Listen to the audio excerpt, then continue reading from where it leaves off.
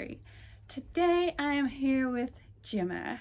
Gemma is a German Angora. She is my highest producing colored Angora. She is, as you can see, a black Angora. This beautiful gray fiber. And she gives me a lot of it. Every 90 days, she gives me 12 ounces, sometimes a little more. So I've been thinking, because a question I get often is, how much fiber do I need to produce a sweater, to make a sweater from a rabbit? Okay, well, you know, that's a hard question to answer because it depends on how you spin it. A whole sweater made of 100% Angora would be, at least for me, unbelievably hot, even in winter. I'm in Tennessee. It doesn't get all that cold. I mean, even on our coldest days, if I was wearing 100% Angora, I would probably be pretty uncomfortable. This is, of course, one of the warmest fibers that you can get from an animal. So being able to answer that question, that's kind of hard to do just randomly. But I got to thinking about, what if I took one of my rabbits and I just took their whole fleece and said, okay, what all can I make with this? How many garments can I do if I did this whole, like, a rabbit to wearable series? Like, what all can I make from her fiber? Now, Gemma does, you know, give a lot of fiber. Like I said, 12 ounces every clip. And so I'm going to start out with, what can I do with this first 12 ounces? And the first thing I really want to make is a cardigan. And I will be blending this cardigan because I've been also thinking a lot about, you know, I've made a lot of stuff over the years with Angora. And a lot of the stuff I've made with Angora has been, you know, kind of, you know, luxury type things that I don't wear enough. I really want to make things with their fiber that I can wear on a more daily basis in the cooler weather. It's so warm, it's so luxurious. I want to enjoy it every single day.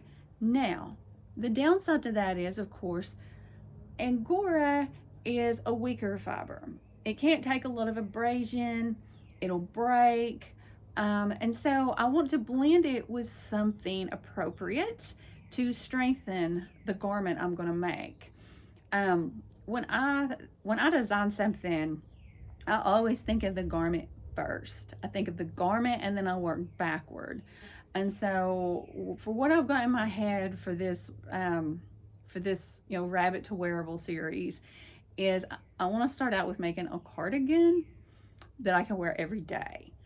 It's going to be a cardigan that I might come out on a chilly day and do chores in.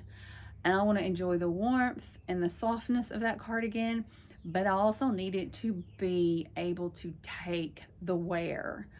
I want to be able to wear it to town. I want to be able to wear it around my farm. The nice that I enjoy just being in.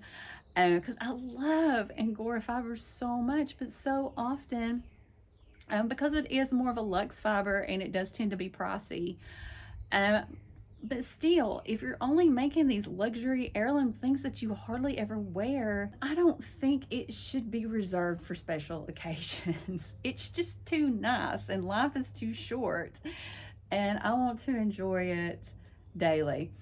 So with this series, the first thing I'm going to do is, after I clip Miss Gemma, I'm going to figure out what kind of wool I want to blend it with. I want to blend it with a wool that is going to be able to take abrasion, going to be able to take some wear, and it's going to strengthen the Angora where the Angora falls a little weak for a cardigan.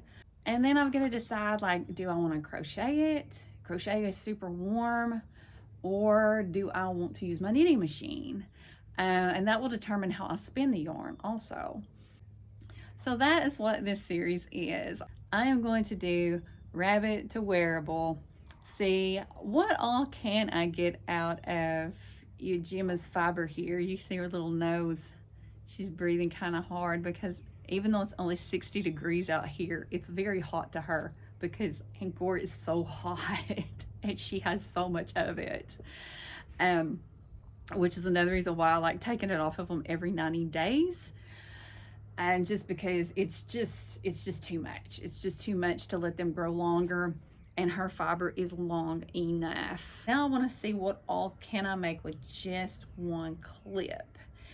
And then from there, by the time her second clip comes up, I might see, well, like, what all can I make within a year off of one rabbit? And I do plan to do some pure Angora stuff too. I do like pure Angora scarves. So that's where I'm going to start this today. I'm going to groom her and I'm going to clip her, start the rabbit to wearable journey, and see where it takes me and see what all I can make from one rabbit.